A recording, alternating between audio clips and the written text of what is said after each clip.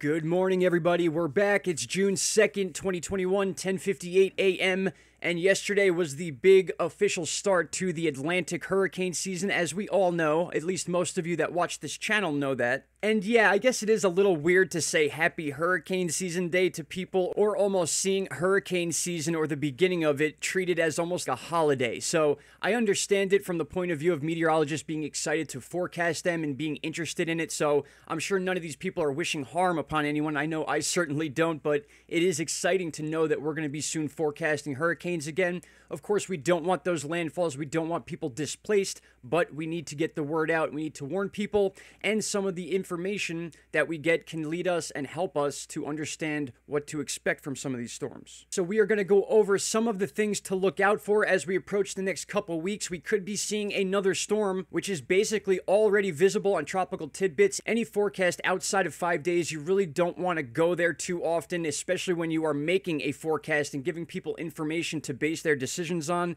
That's why I don't like to do that. I like to give you the information available to everybody. And some of that info does include extended forecasts past 5 days. So just because we're looking at a forecast or the possibility of a cyclone after a 5-day period, that doesn't mean this is going to form, but it does mean we should take a look at it. We should know what's on the possible horizon, and we should be able to know the difference between what's actually coming and what could potentially come. And that is the goal here. So what do we know so far? Well, it's been an early start to the season. NOAA is providing this information with about 70% certainty. Many of you have probably already heard this, but here we go. For 2021, a likely range of 13 to 20 named storms, winds of 39 miles per hour or higher, of which 6 to 10 could become hurricanes. Winds of 74 miles an hour or higher, including 3 to 5 major hurricanes, which are category 3, 4, or 5 with winds of 111 miles an hour or higher. Now, the reason for this forecast is not just based on the fact that we had an active hurricane season last year, in fact, the most active we've ever had in recorded history, but more so because of the atmospheric conditions leading to this season are very similar to what they were last year at this time. And now that these conditions are starting to settle in and make themselves very known, there's basically somewhat of a checklist that is applied of key things that a hurricane needs to form. Now, I'm not going to get into super detail on this. I'm going to read you just a few words here. And for one to form a hurricane, there needs to be warm ocean water. That is key. That is why we are constantly talking about the Gulf water being like a bathtub, and Central America, those warm waters that basically follow the equator all the way around the world. When humid air is flowing upward at a zone of low pressure over warm ocean water, the water is released from the air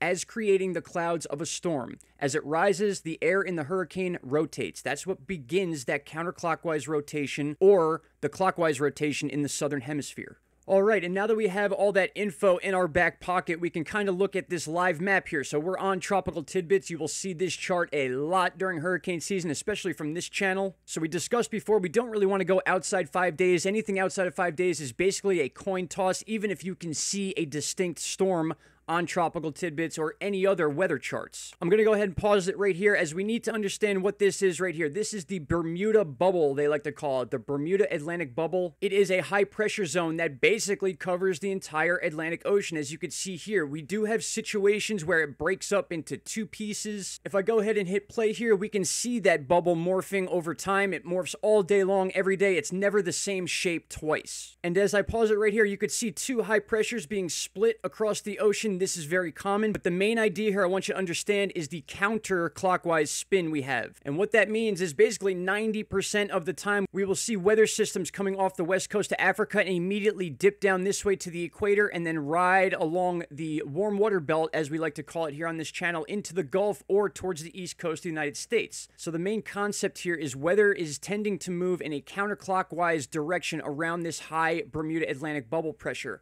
which is also why we see storms moving east to west towards the United States and then getting pulled up into the northeast, depending on where this bubble is and depending on where any other high pressures may be closer to Central America. Alright, we're going to use some basic artwork to explain this. So, think of the Bermuda high bubble as a high pressure system, and anytime you see an H on one of these maps, that is also a high pressure system. And also we need to take into account the jet stream. So we have all these different force fields at play that affect the movement of a hurricane. Hurricanes don't just move on their own. They are controlled and directed by outside atmospheric conditions. So very simply, let's say we have a storm coming off the west coast of Africa right here, as we usually do later on in the season. The beginning part of the season, we tend to see storms forming in Central America. And now that we know the Bermuda high pressure basically spins in a direction like this, so we have this constant flow of high pressure and a counterclockwise spin, and then any storm that will be coming off the west coast of Africa will naturally get caught up along the equator and is also being forced down by the high pressure. So the storm is going to follow this path, as we tend to see and tend to hear about the Lesser Antilles and Leeward Islands being in the crosshairs of most storms that come off the west coast. Now here's where things get interesting, and this could happen at any moment during its trip.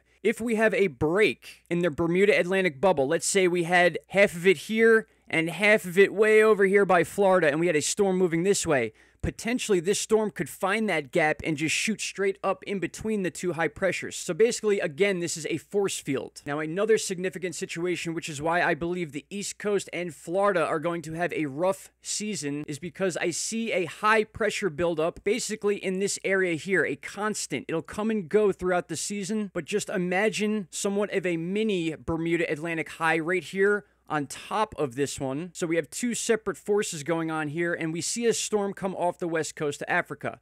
Now, this storm is going to travel along the equator, following the warm water which it needs to survive. And as this high pressure is here, unlike last year where many of these storms snuck into the Gulf, meaning that there was no high pressure to block it out, this year I believe we will see more of that. A high pressure buildup in Central America or towards Cuba and partially the Gulf, which will in turn force a lot of these storms to start tracking north. Now, with that said, we do have cooler waters about right here, but it's all about momentum. If we get storms like we saw back in 2017, like Irma and Maria, that were at Category 5 strength for multiple days, we could see that potential momentum moving these storms very, very close to the East Coast as high category hurricanes. And speaking of high category hurricanes, and a perfect example of the pressures, the high Bermuda Atlantic and a pressure buildup or lack thereof in the Gulf, absolutely changing the forecast of Hurricane Irma, which was one of those three giant storms during that massive record-breaking season in 2017. We could see here, Hurricane Harvey was that year, Hurricane Irma, as we're going to talk about right now,